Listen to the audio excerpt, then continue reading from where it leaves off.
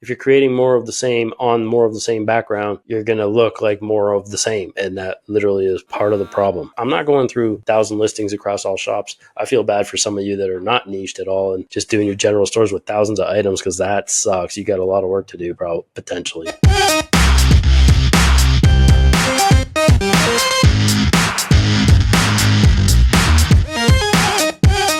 Okay, what's going on with this Etsy Mockup Fiasco? Make it stop, please. There's so much information going out there. So I was right. Sometimes being right sucks. Sorry, Canadian MEA. Unfortunately, the Etsy Mockup Fiasco is not over. It is just getting warmed up in a bad way. As we all know, like almost 2 months ago, maybe 6-7 weeks ago, Etsy was really hammering down on mockups, saying that they were not handmade, blah, blah, blah. Everyone kind of decided it had to do with selecting the wrong production partner. There were a few people who reached out to Etsy and got some responses, but Etsy's official reply was circulating again a month ago, and it was the same as it was last year and the year before. The exact same thing, same old generic statement that I think was shared in my Facebook group at least 3 years ago the first time, and every year since. And that was basically that mockups are cool as long as they accurately represent the final product being sold to the customer. Not difficult. And this kind of hinted at, Place It being a no-go anymore for mockups because some of their mockups didn't show the actual garment tag on it, or they were, hashtagged with a 3001 or a Bella and Canvas, but meanwhile, it looked more like a Gildan 5000 or something. So that, and there was a lot of people using the same ones, right? And the other thing was kind of hinting that some Etsy users maybe were buying mockups on Etsy, buying a 3001 black t-shirt and, misrepresenting it as a Gildan 5000 or vice versa. So like maybe showing a Bella and Canvas 3001 mockup, but then in actuality, the customer gets a Gildan 5000. If you're expecting the Bella and the niceness and softness of that premium garment and you get a 5000 thick, heavier shirt, not your thing, you're going to be upset. Same goes vice versa, right? If you're expecting a more robust t-shirt and you get that thin 3001, not going to be exactly what you want, not going to be happy. You're going to report it to Etsy, maybe open a case, maybe say something, bad review, blah, blah, blah, right? All the things that we as good sellers try not to let happen. This is what some of those sellers were encouraging to happen or creating, the situation. On that note, something I said about 6 weeks ago now, right here, you can see it. I have asked Etsy what they suggest and also asked Printify to relay their findings directly, since they obviously have a vested interest in their Etsy integration. They have an integration. They're hooked into the API on the back end. We can push stuff from Printify to Etsy. So you would think that obviously Printify has a vested interest, if not as bad as us, maybe even more so. So yeah, as to whether it was a matter of a correct production partner settings or mockup issue, my personal feelings was that it was overzealous bots, because, there's obviously people are just getting these listings taken down, and then support seemed to not have any real concrete information. Oh, I don't know. Your listing looks okay. I can't really tell you why it was pulled. Everything seems fine. Just appeal. Well, my appeal now gets rejected, and then now I'm permanently shut. Like, what is that about, right? So, support didn't even have it going on. What I said here, I believe it's a combination of mockups resulting from mass amounts of resellers that Etsy is trying to crack down on. So people were just buying stuff from the AliExpresses and the TEMUs and selling it on Etsy for double. And people stealing our Etsy mockups to sell on cheapo sites like the TEMUs and the AliExpresses. That was my kind of, inclination back on, October 19th at 11:28 a.m. It just seemed obvious to me that it was overzealous bots. I've seen this on other platforms, Merch by Amazon. If you guys are selling on that, or Amazon Merch on Demand, you know what I'm talking about. Sometimes their bots scrape stuff. You can appeal, and then they'll usually reverse their decisions. But when you let these AI bots go wild, man, things happen. So instead of just, sending hammering emails, I suggested that, people maybe wait until we figure this out. Do not appeal all those listings yet, because if they give you a one and done and no longer want to hear from you, now you've kind of shot yourself in the foot, right? What Etsy support has told me, and that has always worked for me, was that who made it? I did. What is it? A finished product? When was it made? Made to order, and add a production partner. And if we did that, create a new production partner, you add your name, location, all that stuff. Why are you working with this partner? I don't have the technical ability or equipment to make it entirely by myself. I have outgrown my current production space. I need help meeting demand for this product. For us, I've used all three of these because we had our own print shop, but you can say that you don't have the technical ability or equipment to make it entirely by myself. What is your role in the process? I design everything myself. That said, make sure that you are designing things, right? That you're not just buying and selling a design or relisting it. What is the partner's role in the production process? They make a component of my product and I do the rest. They create a finished product, then alter or customize, and they create a finished product and I add branding packaging. They do everything for me, but make sure you say that you design everything yourself. That means you've got the handmade component that basically quantifies your items on Etsy as handmade and legally able to sell, right? And then you would save. So fast forward to November 23rd, 2023 now. So we're, 4 days ago. So Florence here, one of the awesome admins in the POD Rockstars group. If you haven't joined the group, go join it. It's a great resource. That said, come join my group too, Etsy Print on Demand. But I digress. So Florence here, again, the awesome admin in POD Rockstars group says, so in the last few days, we've been talking to our friends at Etsy and they've shared some information with us regarding how they are filtering listings and in some cases even removing them. We know that Etsy are using AI filters to remove products that are also listed on TEMU. They are also using filters to suppress visibility of items that are non-handmade. Etsy have also publicly said that made by the maker is at the heart of their brand, so we expect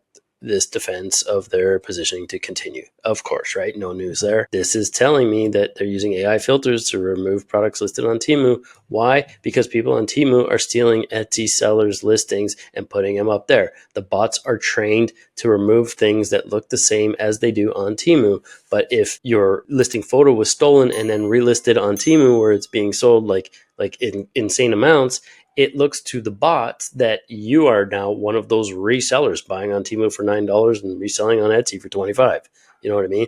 It sucks, but that's what I was thinking this was going. Our advice from partnerships team is to, whenever you can, use unique mockups. No secret. The more unique you look compared to the rest out there, the less you look like you're one of the masses who might be reselling or have a listing that is on Temu, right? Especially avoid using mockups that can be found on sites like Temu and Shine. There it is. When you can, order samples and take photos of real life people in your products. This is a good practice we see top sellers use. Yes, of course. People in the POD world often want to shortcut stuff and use all the resources out there, the playsets, the Etsy mockups that you can buy from, digital downloads on Etsy proper. The best way always to be unique is to do something unique, right? And that would be to take photos of real life people or like make your own mockups at home. Order the shirt blank. You can do that. You can lay it out on a table or on a floor, add some kind of articles, create your own flat lay, then you can drag and drop your artwork on it like you normally would.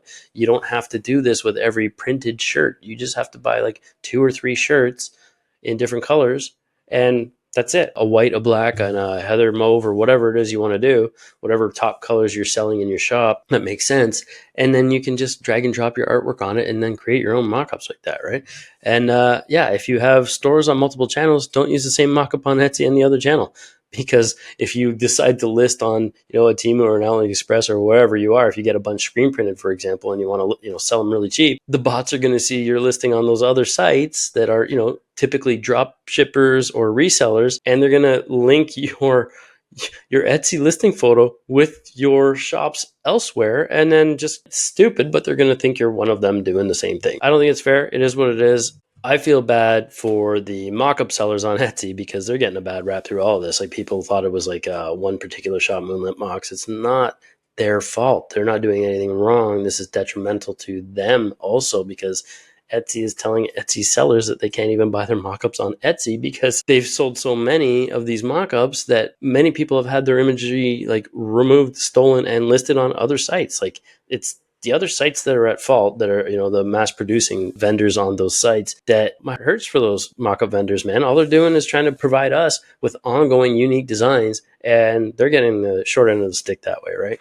So yes, please support them, especially if you have channels outside of Etsy. If you're selling on your own .coms, your standalones, your WooCommerce, your BigCommerce, your Shopify's of the world, all that stuff. If you're doing that, please continue to support those mockup shops on Etsy because they're getting a raw deal here. They're doing absolutely nothing wrong, and now Etsy is taking down people's listings who are buying and selling items with their mockups. Not cool, not fair, right? Kind of sucks. This also was published thanks to Colleen in my group. She posted a e-commerce bite screenshot that I went and clicked on the listing here, and it was like, Etsy says, was it Mr. Silverman? Yeah, of course it was, because I don't know, man.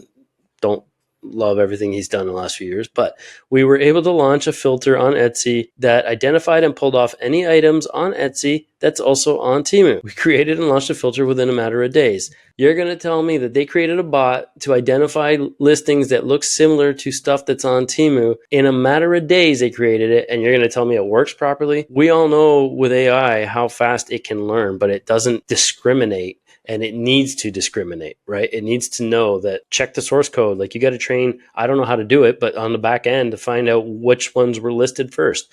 How come they can't scrape for other, copyrighted crap? Another thing they could train those bots to do is like flag all the Disney stuff. But then you know what? Some people actually have licenses to resell that stuff. However, they're not supposed to be reselling artwork on Etsy, so there's that too, unless they're actually making or pressing the garments. And typically, if you're going to have a license from a company like Disney, they're not going to want you slapping their stuff on some handmade stuff at home, right? So there is that. I don't know where I'm going with that, really. It's just kind of frustrating because they're now just flagging. They're now just using something they slapped together, quite literally slapped together, just to pull items that look like they were on TEMU. Like, that's ridiculous. We're very focused on suppressing the visibility on items that are not handmade because Etsy is a brand about things that are made just for you by the maker. And we think it's being even more Etsy is the right answer for the commoditized commerce. Just a bunch of fluff that they're, like my channel's no BS. This is nothing but BS, right? You can smell the stink on it. It just, it's cloudy, muddy, and clear as mud, right? However, sellers have reported that TEMU sellers have stolen their Etsy listings. It's unclear if or how Etsy may have taken that into account when deleting any listings. It's absolutely clear. Sorry, e-commerce bites. Great article, but it's absolutely clear how Etsy may have taken that into account when deleting Etsy listings. They didn't. Full stop. They did not take that into account at all. They created their little friggin' bot in 3 days, slapped it up, and let it run wild. Again, it's a combination of mockups resulting from mass amounts of resellers that Etsy is trying to crack down on and people stealing Etsy mockups and selling on Temu and AliExpress. I've had it. It's happened to me. My mockups have been stolen. My designs have been stolen. They're on AliExpress. They're on Alibaba. They're on Temu. They're on Shine. It sucks. Now my fear is that are the Etsy bots going to see those and then pull my stuff? So I'm trying to do things to tweak my images, right? You can kind of like zoom in on your image so the design takes up more of the box, turn them a little, but I'm not going through 1,000 listings across all shops. I feel bad for some of you that are not niched at all and, just doing your general stores with thousands of items because that sucks. You got a lot of work to do, potentially. Speaking of Temu, I did want to give a shout out to Simone here. Hi, Jay. Love your group. It's so helpful. Here's the process she used to get stuff taken down from Temu. So I will share these links down below. It's temu.com/intellectual property complaint. Next, I reported the item to Microsoft, which is the ISP, which is internet service provider for Temu. So that is like the hosting kind of portal. I use the infringement button, and there's a link to that too. It's msrc.microsoft.com/report, Microsoft Security Reporting Portal. And it's amazing. I asked her if I can use this info as part of a video to help as many as possible. And she said, of course. And another great point here is that I knew most of this stuff, all of it really, but I just wanted to relay to you guys. I'll just read it because it's written perfectly. Let's help our community whenever we can. Thank you, Simone. Temu thing is heartbreaking. Absolutely. It's heartbreaking for everyone who's had their art stolen, but also think about the people that were trying to sell the mock-ups, right? Like that's not fair to them at all. I wanted to share more information about this process. I think it'll help you with your video. Thank you very much again. I had to do a bit of research to figure this all out. What we are basically doing is issue DMCA takedown notice. Correct. Here's the information I found that explains it all. Copyright law that focus on digital mediums that helps content owners get their stolen content removed in a fast and efficient manner. This extends to places such as internet service providers, otherwise known as ISPs, web hosting providers, engines. A DMCA takedown notice applies to where the content is physically hosted. So people outside the US can still file DMCA complaints for content hosted outside of the US. Many hosting providers will still honor DMCA complaints. However, legally, they are not obligated to comply. So the problem is content hosted outside. So Temu is hosted, I believe, within the US, so there is a chance there. However, the Chinese sites like the AliExpresses of the world or the Shines, they don't have to comply. They just don't. So it is what it is, right? It's not, the law doesn't extend outside of technically the US there, it sounds like. That's a massive part of the problem. One thing the website owners tend to forget is that DMCA takedown doesn't require the content to be copyrighted in order to process the takedown or for the request to have the content taken down acted upon by the website owner or ISP, Internet Service Provider. So with that said, I am unsure what triggered my items to be taken down, the report I filed with TEMU or the report I filed with their ISP, Microsoft. It would be an interesting experiment to issue some with taken down notices from both and some with TEMU. Well,